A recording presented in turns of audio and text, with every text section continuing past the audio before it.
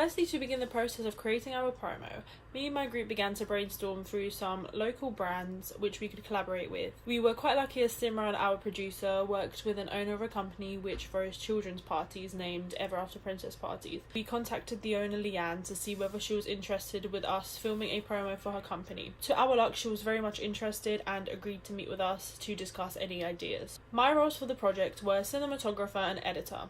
In order to begin the research for my role as cinematographer, I looked through the client's website in order to understand what exactly the client's company does and what their point of sale is. While exploring the website, I looked through the gallery page. There featured were photographs of children from the parties that the customer had worked on, thus inspiring me to mainly focus on close-ups of happy children. I also decided to look at similar adverts and promos to see what kind of shots and colour palettes are used for promos aimed at children and their parents.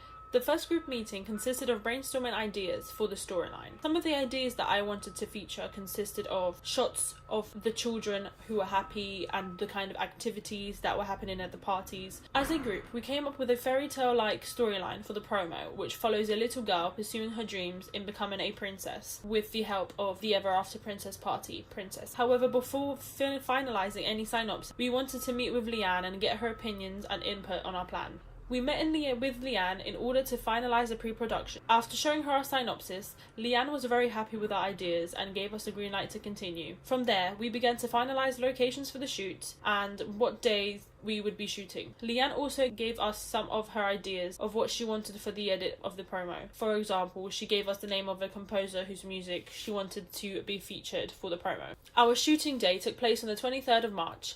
Despite it being so close to the deadline, we had to work around our client who was only available during that day. Originally, we had planned to have 2 shooting days, one for the scenes with the little girl and the second to shoot scenes of the party. However, on late notice, we were informed that the actress was no longer available to take part in the film, therefore we were only able to shoot the party scene. So our first location was at the client's house, where we shot her getting ready and getting into character for one of the princesses. From there, we had to travel to our second location in order to shoot the party scenes.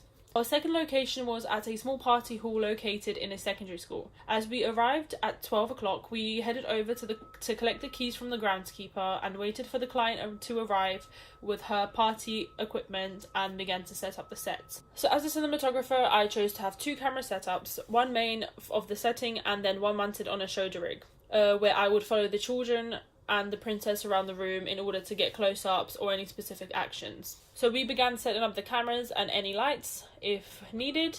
However, it was a lovely day out and the location had a large amount of windows, therefore we mainly used natural light. So we were told by the client that over 20 children are due to arrive, therefore our shots were planned around accommodating many children. However, while on set, roughly around 10 children were present at best, leaving quite big gaps in the shot. The gaps in the shot made the party look quite dead and boring, especially since some of the children weren't particularly interested in participating in the party's activities.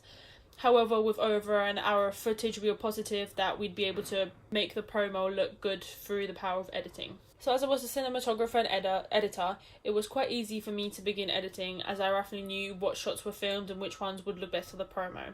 I firstly began by selecting a number of clips which, in my opinion, looked best, and then I proceeded to arrange them in a way that would look appealing for the customer. So I mainly focused in showing the happiness of the children and their interactions with the princesses, as it really exaggerated the company's aim for each party.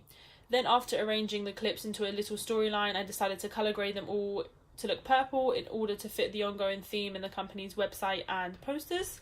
One of the most important aspects of the promo was to display the logo in an easy and readable way and to follow the client's instructions, as Leanne wanted to incorporate the colour scheme from the website and also to add glitter to the logo, as the cursor on the website is followed by streaks of glitter.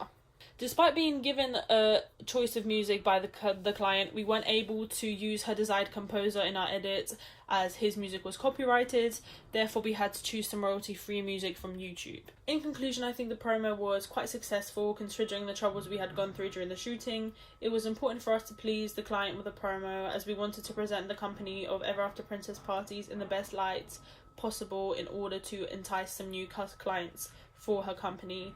Leanne was very pleased with the outcome of the final piece and has now featured the promo to be the very first thing you see as you enter her website. So just considering that, I think we were quite successful in pleasing the customer and producing a piece of work that she is proud to show and we are proud to show.